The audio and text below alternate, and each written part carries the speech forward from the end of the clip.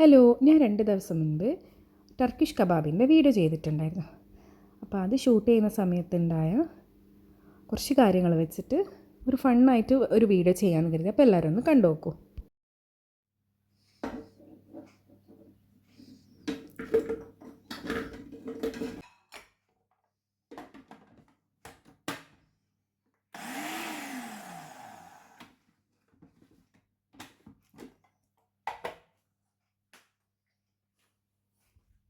ഒരു കയ്യബദ്ധം നാറ്റുകരുത്.